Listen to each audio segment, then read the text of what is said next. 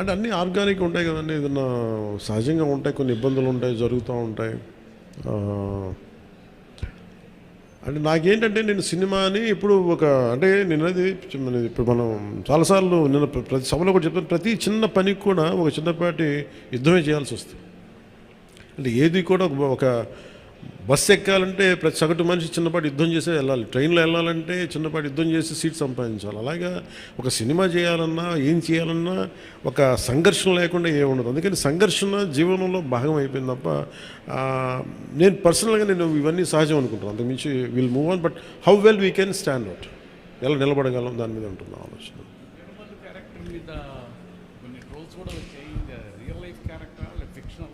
ఇది fiction characters, అసలు వాళ్ళు ఎవరో మాట్లాడారు, నా దృష్టికి తీసుకొచ్చారు కానీ అసలు సంబంధం లేదు. అది సర్వాయి పాపన్న గౌడ్ అని చెప్పి అసలు సంబంధం లేదు, దానికి దీనికి అస్సలు సంబంధం. ఇది ఒక ఒక హై కాన్సెప్ట్. ఒకవేళ కోహినూర్ డైమండ్ని తీసుకొస్తే ఉంటుంది, దాన్ని కొర్లు మన ఈ మచిలీపట్నం పరిసర ప్రాంతాల్లో పెరిగే ఇలాంటి వాతావరణంలో పెరిగిన ఒకడికి ఈ బాధ్యత తప్పు చెప్తే నిజాం నవాబు ఎలా ఉండొచ్చు, ఈ హై కాన్సెప్ట్. దీంట్లో ఎక్కడా కూడా అది ఒక ఫిక్షస్ క్యారెక్టర్ తప్ప దాన్ని ఎక్కడా కూడా అసలు చారిత్రాత్మక ఆధారాలు ఉన్న పాత్ర అసలు కాదు, ఫ్రమ్ డే వన్ నుంచి. It's very quite created character.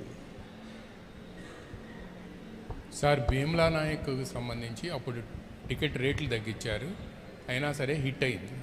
కానీ ఇప్పుడు టికెట్ రేట్లు పెంచారు. అంటే ఆ రోజు టికెట్లు రేట్లు తగ్గిస్తే నిరుత్సాహపడాల, ఈరోజు టికెట్ రేట్లు పెరిగితే కూడా ఆనందించట్ల. భగవంతుని ఏదిస్తే అది తీసుకోవడం అంతే తప్ప ఈరోజు గవర్నమెంట్ ఉంది కాబట్టి అంటే ప్రత్యేకించి పవన్ కళ్యాణ్ సినిమాకి ఇస్తే నేను ఖచ్చితంగా నేను ఆనందించేవాడిని కాదు.